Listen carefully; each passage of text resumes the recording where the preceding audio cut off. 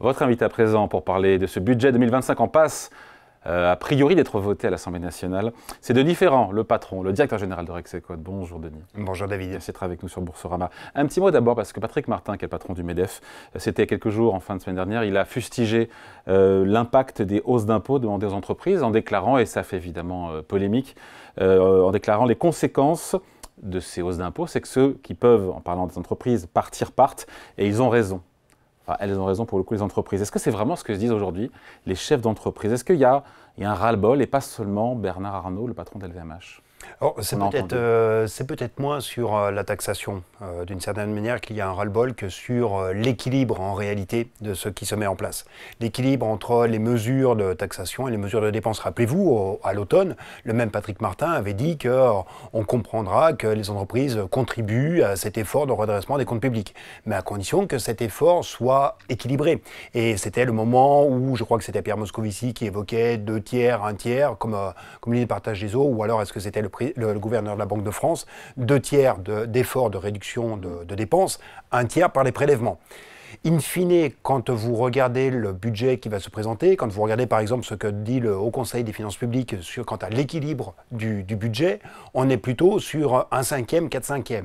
1/5 d'efforts structurels de réduction qui vient de la maîtrise de la dépense et les 4/5 qui vient de mesures spécifiques sur les prélèvements. Tout ça n'envoie pas quand même un signal très positif sur le caractère pro-business de la France, sur le fait qu'on fait des choses pour améliorer la compétitivité des entreprises. C'est quand même ça le sujet aujourd'hui. Ça n'envoie pas des signaux très très positifs. Oui, c'est un peu cette dimension d'attractivité qui avait été quand même au cœur de la plupart des réformes qui ont été menées depuis 2017. C'était vraiment le thème de l'attractivité, attirer des revenus, des investissements qui vont se faire sur le territoire.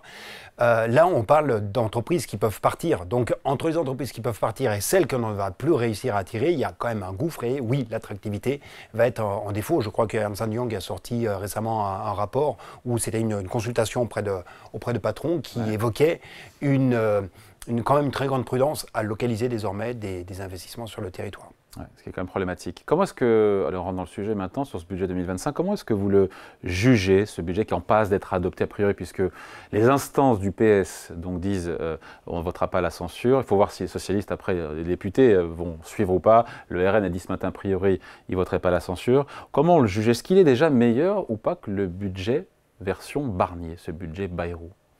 Alors, le qualifier meilleur ou pire, je ne sais pas. En tout cas, un point qui est sûr, c'est qu'il vaut mieux avoir un budget que pas de budget du tout. Quand on voit les blocages qui sont associés au fonctionnement en loi de finances spéciales, qui est vraiment un fonctionnement en mode dégradé, d'une certaine manière. Donc déjà, il faut saluer le point. Après, c'est vrai que quand on regarde les positions qui sont adoptées par certains partis, vous avez le PS, le Rassemblement national, je vote contre le budget, mais je ne vote pas la censure. Donc c'est un équilibre un petit peu particulier. Mais mieux ou moins bien alors que le budget mieux ou moins bien que Barnier. S'il faut déjà, après on entrera dans le détail, mais s'il faut déjà donner une appréciation globale. Alors, si on le regarde en termes de trajectoire générale d'amélioration du déficit... Non, je pense, pardon, avant de parler de ça, pour la vie économique du pays, pour les entreprises, pour les Français qui nous regardent, ils se disent quoi? Ils se disent, bon, valait mieux avoir le budget Bayrou que le budget Barnier? Si on oublie le fait que de par le budget, pour vous, c'est moins bien. Oui, je pense que d'une certaine façon, comme on a quand même plus de prélèvements, on est quand même sur un équilibre qui est plus défavorable, me semble-t-il, que ce qui était proposé par Barnier. Il a fallu faire des concessions beaucoup plus importantes. On se met beaucoup moins sur une trajectoire de maîtrise des comptes publics. C'est à la fois l'exécution budgétaire sur l'année, mais également ce qu'il va dire en termes d'horizon général. On voit qu'il va falloir faire des concessions. L'objectif, c'est d'avoir un gouvernement qui dure, au prix, en revanche, de concessions extrêmement fortes et où on ne s'attaque pas véritablement au problème. En réalité, on va faire du replâtrage, on va faire des concessions, je te donne ci, je prends cela. Et au total, ça ne vous donne pas un budget qui emporte une stratégie. Un budget, ce n'est pas seulement se donner les moyens pour une politique, c'est surtout se dire quelles sont les politiques que l'on veut mettre en œuvre. Et là, il ne porte pas cette geste. Quand LFI ou les écologistes ou les communistes parlent d'un budget d'austérité, est-ce qu'on peut qualifier ce budget d'austérité?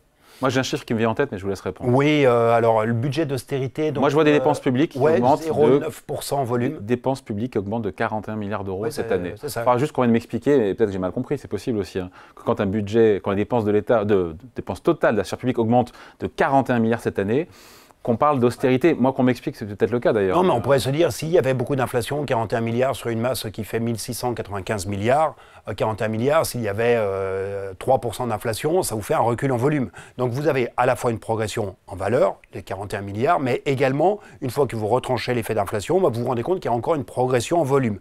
Non pas tant les dans le dépenses périmètre publiques de l'État. augmentent toujours plus vite.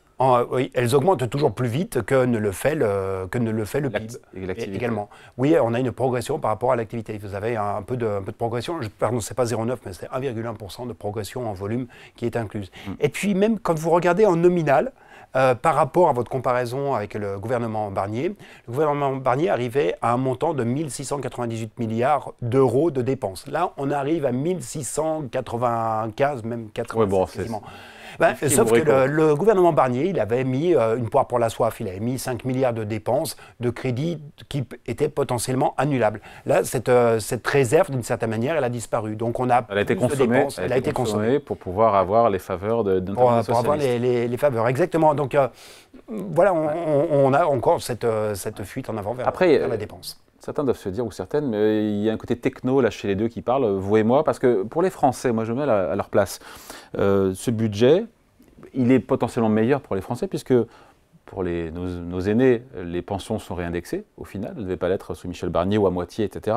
Le prix de l'électricité va baisser de 15%, parce que finalement, la taxe sur l'électricité finalement sera revenue à son niveau d'avant-crise et pas au-delà, comme ce qu'imaginait l'équipe de Michel Barnier. Pas de déremboursement des médicaments. Pour les Français et les Françaises qui nous regardent, ce budget, il est meilleur. Oui, pour quelqu'un qui a une lecture qui est très immédiate, sauf qu'on sait très bien qu'il n'y a rien de gratuit dans une économie, et ce que vous allez avoir, ce que vous gagnez d'un certain côté, pour ce que vont gagner certaines catégories, il va bien falloir de toute façon le payer au travers d'une augmentation des prélèvements, à un moment ou à un autre. Vous avez aussi certaines baisses de dépenses, il ne faut pas les oublier, certaines baisses de dépenses qui sont en réalité des moindres allègements de cotisations sociales qui peuvent intervenir. Et donc vous avez quand même toujours un effet en termes de prélèvement. On insiste sur ces dépenses, mais les prélèvements augmentent beaucoup plus. Et la dette aussi. Et la dette également. Donc il n'y a rien de gratuit. Non. No free lunch, comme disent les Américains. Il n'y a pas de free lunch. Si ce n'est pas immédiat, c'est décalé. Voilà. Il y a cette surtaxe d'impôt sur les sociétés qui va rapporter a priori 8 milliards d'euros sur les grands groupes. Elle devait durer 2 ans avec Michel Barnier. Elle ne durera qu'1 an avec François Bayrou, si on croit ce qu'on nous dit. Hein. Bien sûr, non, mais une mesure exceptionnelle le reste toujours, vous le savez bien, David. Donc vous n'y croyez pas en une seule seconde? Non, mais franchement, on ne peut pas préjuger, mais on va arriver pour l'instant, on est à 5,4% de déficit budgétaire qui est attendu, avec une hypothèse de croissance à 0,9. Moi, je vous fiche un billet qu'on n'y sera pas sur les 5,4% de déficit. Vous en pensez quoi, nous, on est pour l'instant en prévision de croissance, on est à 0,5 avec ces codes sur l'année 2025. Donc, alors que le gouvernement est à 0,9.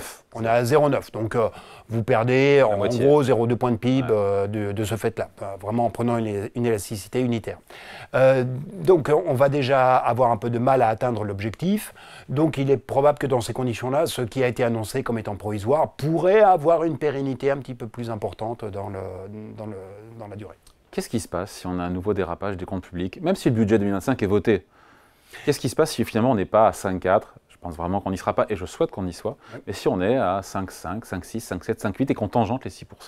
Non, mais pour l'instant, il n'y a pas de réaction. D'ailleurs, vous avez vu que le taux français est repassé en dessous du taux grec. Ouais. On était ce matin à 3,13 sur le 10 ans français. On est monté jusqu'à 3... On est monté à 3,45, il me semble. C'est une bonne nouvelle, c'est bien d'en parler. Oui, on a quand même une détente qui est intervenue parce qu'effectivement, c'est un peu ce diagnostic. Mieux vaut un budget moyen, médiocre ou mauvais que pas de budget du tout. Donc on retrouve un fonctionnement normal de l'économie parce qu'à la fin, le budget, ça sert à mettre de l'argent, de l'huile dans les rouages. Et donc, il faut avoir un budget.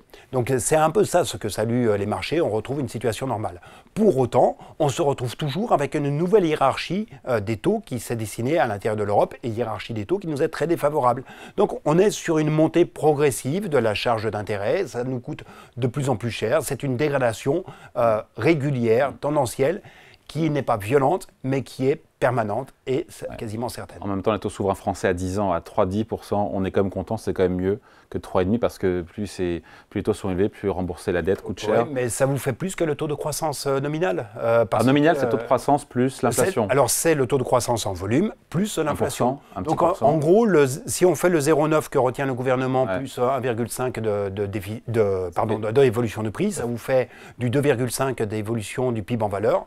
Le taux d'intérêt, aujourd'hui, sur la nouvelle dette, il est supérieur au taux de croissance. Et donc, quelles conséquences? Et donc, ça vous fait un processus, ça vous fait un effet boule de neige où la charge d'intérêt de la dette croît sous le seul effet de la taille de la dette. Avant de se quitter, Denis, juste faire référence, revenir sur ce qu'a dit le patron de Michelin sur un sujet que vous connaissez bien, qui rappelle que pour 100 € versés par une entreprise en France à un salarié, 100 €, cela coûte à l'entreprise 142 €. Et dans la poche du salarié, il en reste 77.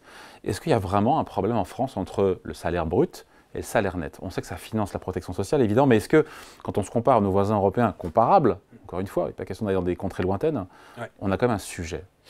Oui, et j'ajouterais quand même un élément qui est peu souvent commenté, qui est l'idée que là, on évoque un chiffre qui est une moyenne sur l'ensemble des salariés. Mais ce qui est très intéressant, c'est de décomposer selon le niveau de salaire cette observation. C'est-à-dire que l'écart de coût salarial est très faible et même est plutôt à l'avantage de la France pour ce qui concerne les salaires du bas de la distribution des qualifications, en gros les salaires à proximité du SMIC.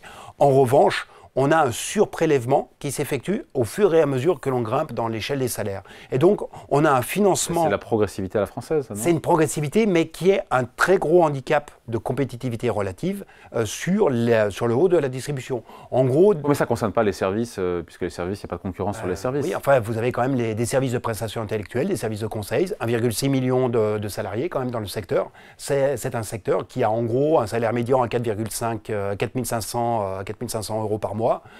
Ce sont des secteurs qui, relativement aux autres Européens, a un coût du travail qui est très élevé. Et ça a des effets en cascade ensuite sur les secteurs clients de ce type d'activité. Allez, merci beaucoup. Merci. Entretien donc avec Denis Ferrand, directeur général de Rexeco, d'invité de la grande interview en direct et en replay aussi sur Boursorama. Merci Denis. Merci. Salut.